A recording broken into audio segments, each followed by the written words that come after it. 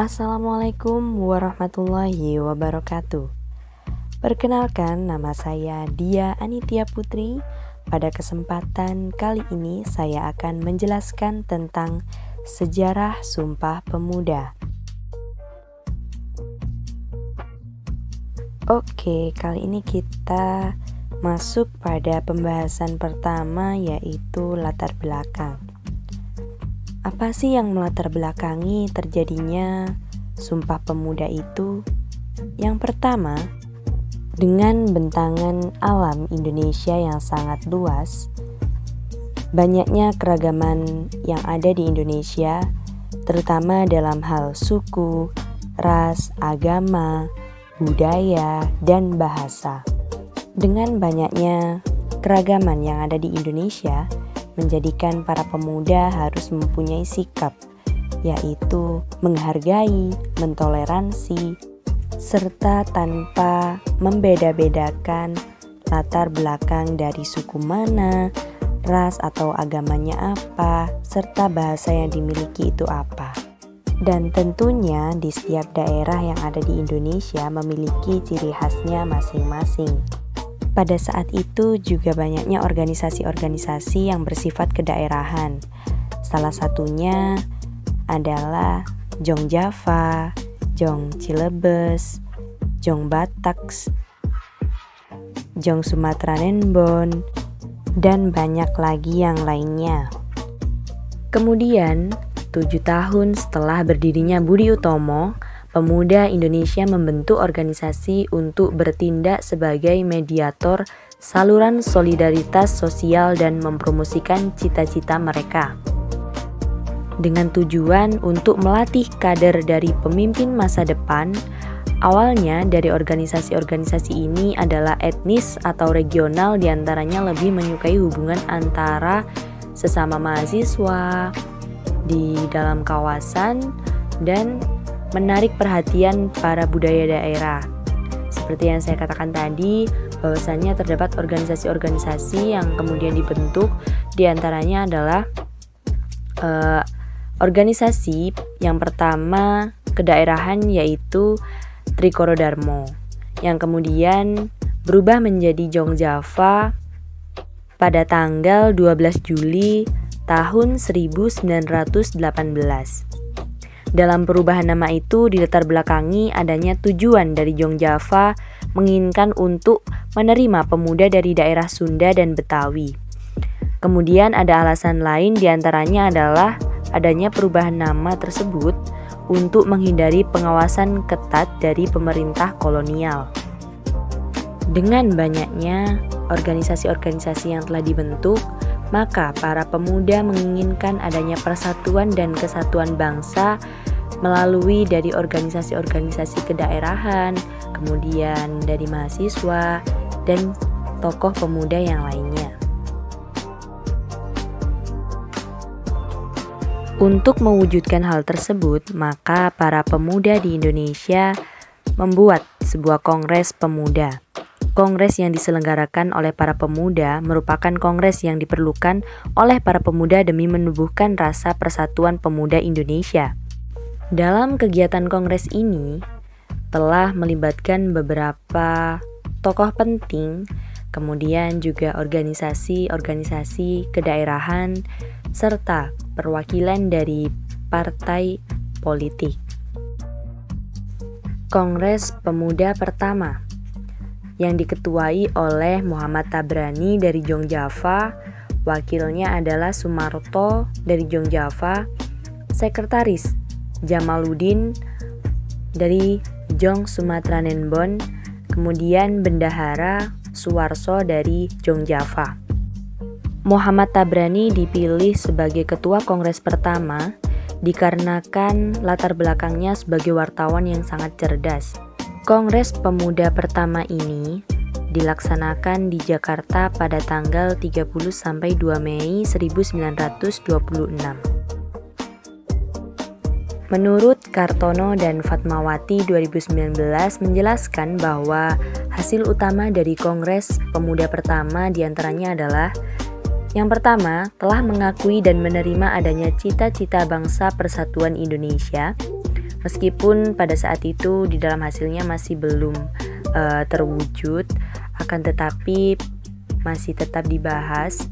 Kemudian hasil yang utama yang kedua adalah berusaha untuk tidak adanya pembedaan dengan cara menghilangkan pandangan adat dan kedaerahan yang masih melekat. Bahwa dengan adanya perbedaan, akan tetapi harus ada kesatuan sebagai bangsa Indonesia. Kita lanjut ke pembahasan yang selanjutnya, yaitu Kongres Pemuda kedua. Susunannya sebagai berikut, diantaranya adalah ketuanya dari Sugondo Joyopuspito, wakilnya Joko Mursaid, sekretarisnya Muhammad Yamin, bendaharanya Amir Syarifuddin. Dalam pelaksanaan Kongres kedua ini dilaksanakan pada tanggal 27 sampai 28 Oktober 1928 di Jalan Kramat Raya nomor 106 Jakarta. Peserta Kongres Pemuda kedua ini kurang lebih dihadiri oleh 750 pemuda, diantaranya dari organisasi pemuda, golongan dewasa, tokoh parpol atau partai politik, dan tokoh terkemuka lainnya. Selain itu juga ada dari wakil-wakil organisasi kedaerahan, diantaranya yang pertama Sugondo Joyopuspito dari PPPI, kemudian Joko Mursaid dari Jong Java, Muhammad Yamin dari Jong Sumatera Nenbon, Amir Syarifuddin dari Jong Batakbon, dan yang lainnya. Selanjutnya, hasil Kongres Pemuda kedua. Untuk sidang pertama dilakukan di Gedung Katolik Jonglingen-Bonn pada tanggal 27 Oktober 1928.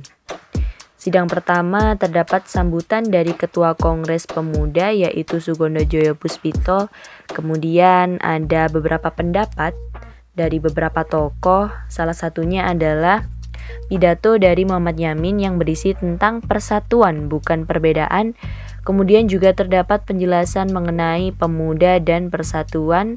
Hal tersebut merupakan pandangan dari Muhammad Yamin yang telah memberikan semangat kepada para pemuda yang berada di tengah-tengah persatuan dan kebangsaan. Menindaklanjuti dari sidang pertama, kemudian dilaksanakannya sidang kedua. Dilaksanakan di Gedung Osjava Bioskop dengan keputusan hasil sidang atau rapat pada saat itu adalah rumusan teks Sumpah Pemuda yang akan diikrarkan pada Minggu 28 Oktober 1928. Kemudian dari hasil sidang tersebut juga pertama kalinya lagu Indonesia Raya itu ciptaan dari W.R. Supratman dinyanyikan oleh para pemuda pada saat ikrar Sumpah Pemuda. Nah, tentunya kita sebagai generasi bangsa Indonesia pada era saat ini adalah generasi milenial. Bagaimana sih cara menghargai dan mengamalkan nilai-nilai Sumpah Pemuda? Mari kita lihat dan simak berikut. Contoh kecil dari cara kita untuk menghargai nilai-nilai Sumpah Pemuda. Yang pertama, kita dapat melihat gambar pada saat seorang guru telah menjelaskan kepada muridnya dengan menggunakan bahasa Indonesia sebagai bahasa persatuan. Seorang guru tentunya akan mudah untuk berkomunikasi dengan murid-muridnya serta dapat memudahkan dalam penyampaian materi. Kemudian gambar nomor 2, adanya keberagaman budaya, suku, ras, agama yang menjadikan kita harus saling toleransi antar sesama meskipun adanya perbedaan. Kemudian gambar yang ketiga dari sikap patriotisme, yaitu kita harus melakukan upacara bendera dengan menyanyikan lagu Indonesia Raya sebagai wujud kita menghargai nilai-nilai Sumpah Pemuda.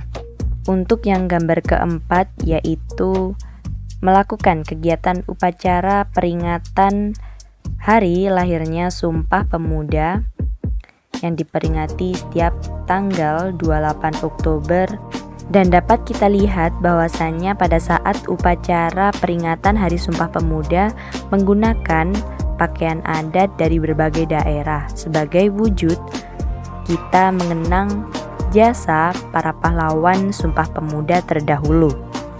Banyak sekali nilai-nilai Sumpah Pemuda yang perlu diterapkan di lingkungan masyarakat. Salah satunya adalah nilai gotong royong, bahwasanya kita harus saling tolong menolong antar sesama, antar teman, atau yang lainnya. Selanjutnya adalah makna Sumpah Pemuda. Yang pertama yaitu satu tanah air Indonesia, yang kedua satu bangsa Indonesia, yang ketiga satu bahasa Indonesia.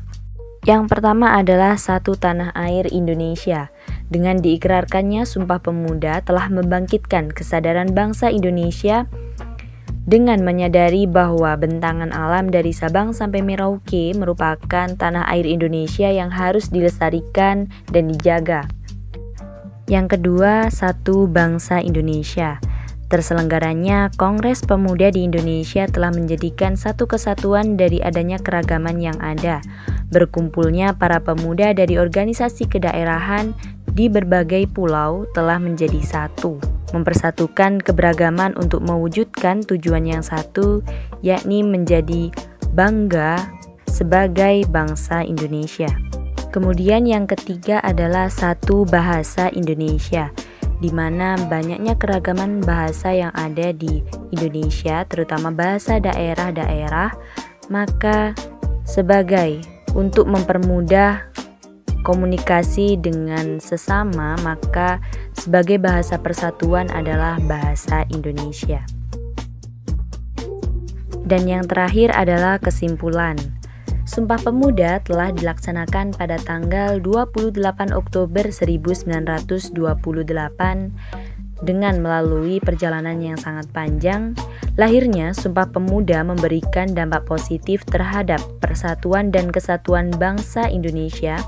Banyaknya keberagaman yang ada, baik dari segi adat istiadat, budaya, ras, agama, suku, dan bahasa, tidak menjadikan halangan bagi kalangan pemuda untuk tetap bersatu.